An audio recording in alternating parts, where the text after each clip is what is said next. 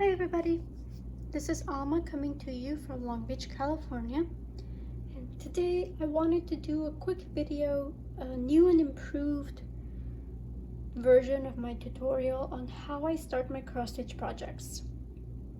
I hadn't done one in Spanish since the first time that I did my tutorial. It was before I started filming in Spanish, and I did get quite a bit of questions on my last stitch with me about the gridding specifically, so I thought it was a good opportunity to do a first tutorial in Spanish and then just redo the one in English, especially since I now have the setup to actually show you guys how I grid, as opposed to gridding and then filming and try to explain after the fact how it works. So I'll do it on screen this time, and hopefully that'll be more helpful. But yeah, if that sounds like something of interest, then go ahead and grab a piece of paper and a pen and or pencil to take notes. Just like last time, I'll go ahead and go over the measurements as well, how to calculate how much fabric you'll need, and obviously I'll go over the gridding as well. So let's get started. And for the just disclaimer, I suppose, for my peeps and no new starts, I'm not actually starting anything new this time. It's just for demonstration purposes only. Yeah, and the whip that I'll use for the math part is going to be Change of Seasons, which I think is actually the same one that I used last time, oddly enough, but that was what I was working on this morning, so I just thought, whatever, we'll just use it. But okay, so let's get started. The first thing that you want to know is the dimensions of the designed piece. So most patterns nowadays will go ahead and include that information and somewhere in the product info. You know, if you're getting a PDF or just buying a hard copy pattern, they'll provide that information for you. I suppose the only exception I can think of is like when you buy kits, like Dimensions or Design Works or what have you.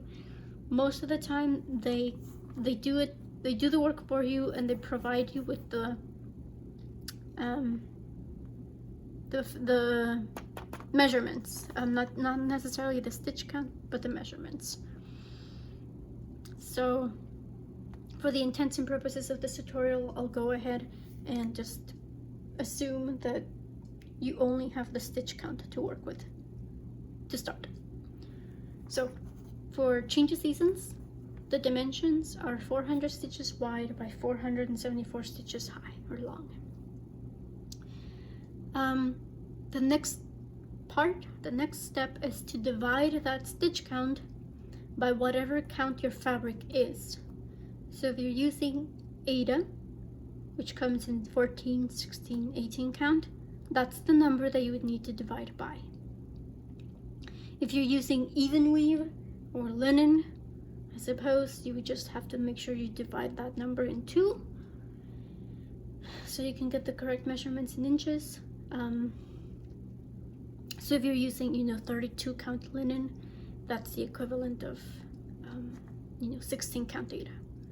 So I tend to do my full coverage projects in 18 count Aida, so that's what I used. And once I did the math, so 400 divided by 18, 474 divided by 18, this is what I got: 22.22 inches by 26.33 inches. And I repeat once more, this is the designed area only. The next step, which is a very important step, is to make sure that you add the space for your border so that you have enough room to frame it, if that's what you want to do, or just finish it, do whatever, just finish your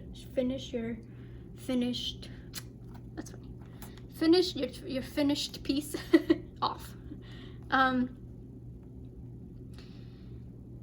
The one thing that I want to also point out is that whatever border you're going to give yourself, you have to make sure you add it for both sides, right? Because there's going to be 2 sides with this length and 2 sides with this length. So if you're giving yourself a 3-inch border, which is what they generally suggest you use, for me the bare minimum is 2 inches. For me that's enough to work with when I want to finish or frame. But for this tutorial, we'll just go ahead and use 3 inches. So that's 3 inches per side with this length. So 3 times 2, 3 times 2. So 6 inches added to 22. So this right here, 28.22 by 32.33. This right here is the finish, or the measurements that you will need for your fabric, because that does include the border that we gave ourselves. So once you have those measurements, you can go ahead and measure twice, so you can cut the correct line or length. Once you cut your fabric, if you do have a serging machine, go ahead and serge the edges to prevent fraying. If you don't have a serging machine, a zigzag stitch will do. Here. This isn't perfect. I think this is the first time that I picked up a sewing machine in like 2 years, but I went ahead and zigzag stitched. Yeah, I guess, whatever. Used a zigzag stitch on the edges of most of my whips. This particular whip is being stitched on a store-bought Ada, so of course it was fraying like crazy. But yeah, so it needed to be serged. I needed to do something, otherwise it was gonna keep fraying until I finished it. So once you cut your fabric, you can also do I think they call it I don't know what it's called, but you can also do it by hand, right? You can always do a stitch by hand to prevent fraying. Once you cut your fabric, you can go ahead, in order to go ahead and find the starting point, you would just need to measure whatever border you gave yourself from the edges. So if you gave yourself 3 inches, then you would just have to measure 3 inches from the outside over here, and then 3 inches from the outside over here, and that would be your starting point. A little trick that kind of goes around the community, the stitching community, is if you buy the large post-it notes, these are already 3 inches by 3 inches.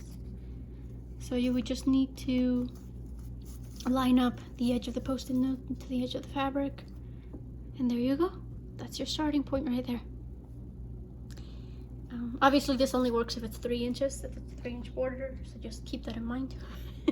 But you can always mark that starting point with a needle, and that's when you're ready to start your gridding. So for what I use for gridding is silky sliver thread. There you go. Silky sliver metallic thread. I've yet to find these at Joann's. I had to get it on Amazon, but it was fairly cheap. So I'm pretty sure you can still find it there. It's really easy to work with. It slides right off the fabric when you're done. So I first tried using sewing thread, but I ended up, like as I was stitching, I ended up piercing that thread while I was stitching. So once the time came to remove the gridding, it was a pain. it was not a good time. But this one slides right off, and you can't pierce it with your needle. So say when you do your measurements, when you measure your starting point, say this is the starting edge of the fabric, when you start your gridding, you want to start on the next stitch down. So this is going to be actually where you pull up your threaded needle when you have the metallic thread or your gridding thread. And then the pattern that you want to remember is 8 stitches over and 2 stitches under. A lot of people, when they grid, they just like to grid one line down. I personally don't do it that way, not only because I don't necessarily like to grid my entire piece in one go, but also because since I do tend to work with bigger pieces, like for this piece, for example, that would require me to cut 2 lengths that are over 26 inches long. So no thank you. Because as nice as this thread is, you can still get it knotted. So in order to prevent knots, I just do shorter lengths. And instead of doing it line by line, I do square by square. So that's what I'm going to show you today. But we still go with the 8 stitches over and then 2 empty stitches afterwards. So again, considering that this stitch right here is going to be the very top edge of the design, I'm going to start 1 stitch down and then do 8 stitches over. And when I say over, I just mean over the fabric. So it's going to be 1 stitch over. Now, in order to do square by square, instead of doing 2 stitches under, which would be here, I just do a diagonal stitch to the right. Okay. And I can see the markings. I don't know if you can see them, but I can see the markings from when I did the video in Spanish. So I'm gonna be doing this fairly quickly, but obviously make sure you count. Counting is crucial during gridding, because if you mess up the gridding, you're gonna mess up your stitching.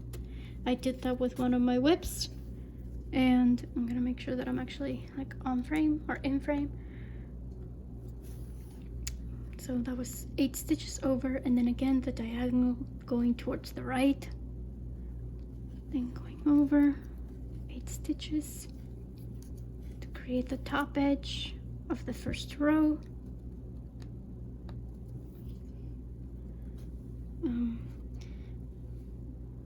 But yeah, so that one, I think it was my Snow White piece, I did 1 square that had 9 stitches instead of 10. So luckily, I mean, well, quote unquote luckily, I was doing a border first. So when the borders didn't line up, I knew there was something wrong. So I was able to fix it without too many issues, but still, it took a while to fix. So yeah, so again, just 8 stitches over and then diagonal towards the right. Like so. Now, say this is the edge of your design, and if there's a partial square where it's not 100 stitches, I just like to go ahead and just finish off the square. I don't necessarily do a partial square, just continue and finish up the full 100 or 10 by 10 square. But say this is the edge of your fabric, in order to go ahead and grid the next row of squares, then I just do a diagonal to the left, right? So you're working your way backwards because you're zigzagging your way through the pattern. So again, 8 stitches and then diagonal to the left going down. And you just keep doing this for whatever stitch area you want to work with. Again, just make sure you keep counting, count and recount, and count again to make sure that you don't actually make any mistakes. Right now this is just demonstration purposes, so it's not gonna be the end of the world if I mess up. But a surefire way of knowing if you're on the right track is, you know, when you get to these corners right here, where two squares meet. Obviously, if that doesn't line up, then something's wrong. But yeah, so I just keep doing this. Give myself a nice area to work with. And then to finish off my thread, I can do it one of two ways. So one way that I can do it is, say, and I try to give myself, you know, because you are working, this is very, very slippery. So I like to give myself maybe 4 or 5 inch, if not more, of a tail when I end my thread. So if I notice as I'm gridding that, you know, the thread is getting a little bit short, then I start thinking about how I want to finish it. So if I am close enough to an edge, then I can go ahead and finish it on an edge. But say, especially if you know, if I'm further into the piece and I'm further away from the edges, what I'll do is I'll try to guide the thread or do like partial squares going away from the area that I'll be working on. So for example, say I'm working on this area right here, and I find, you know, obviously, like, my thread is plenty long, but say the thread is getting short and I want to end my thread, what I'll do is I'll go ahead and go away from the stitched area while still kind of gridding or doing partial squares. So I'll do, you know, again, it all depends on how long your thread is. I try to give myself some room, but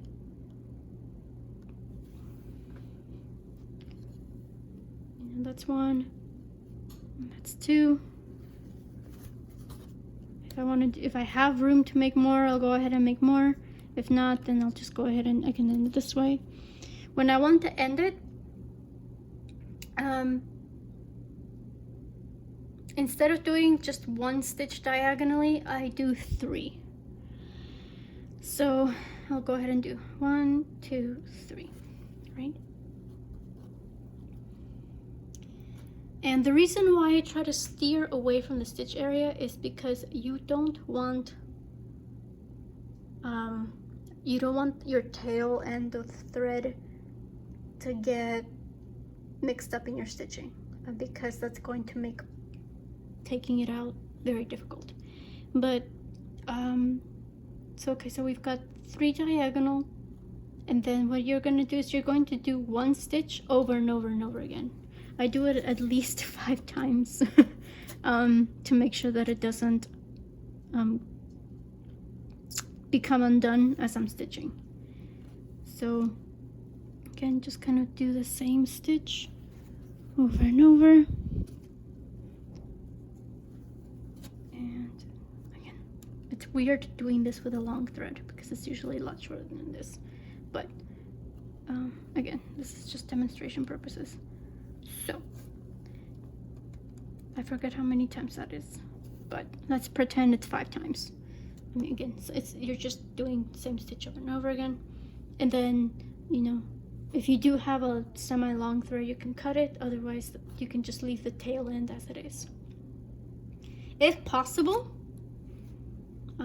if you are working with Q-snaps or hoops, I try to do it long enough so that you can use the Q-snap to your advantage and just kind of tuck it in along with the Q-snap or the hoop if you use that. If not, then again, just make sure that you leave yourself plenty of room for the thread so that it doesn't become undone as you're stitching.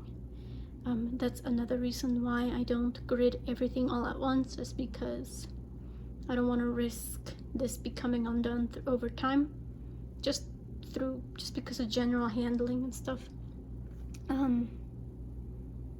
So yeah, so I don't know, this is this was kind of a small area.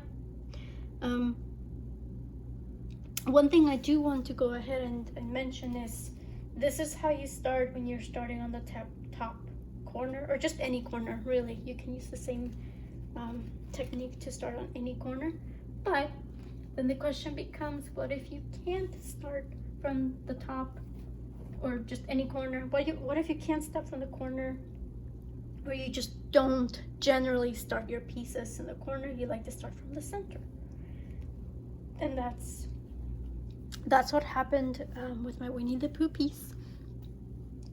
So the center, so how you want to start the gridding for a piece, if you're going to start in the center, is you find your center and then you just start gridding on the next corner that you find. So for this piece, I think the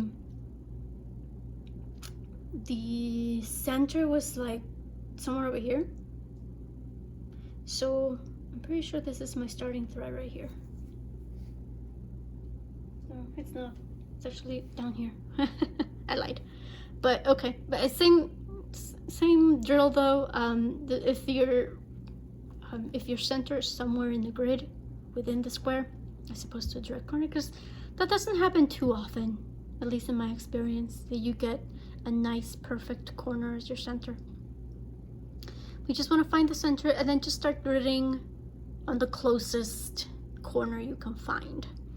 So I started here, and I think I just kind of made my way here, and then went down, and then started zigzagging all the way down, and then just, you know, just up and down, up and down. So you just want to make sure that you count how many squares there are between the center and the top, and just all your edges.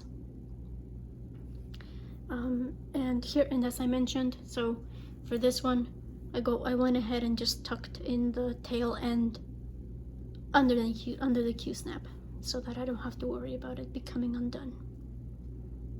And yeah, and this particular piece doesn't have anything stitched on the corners. It's a lot of empty space for the sky, so that's why I had to start it in the center. It's because, I mean, I guess I technically could have started in the corner, but that's a lot of additional math that needs to be done, and I just don't like doing that, because again, the less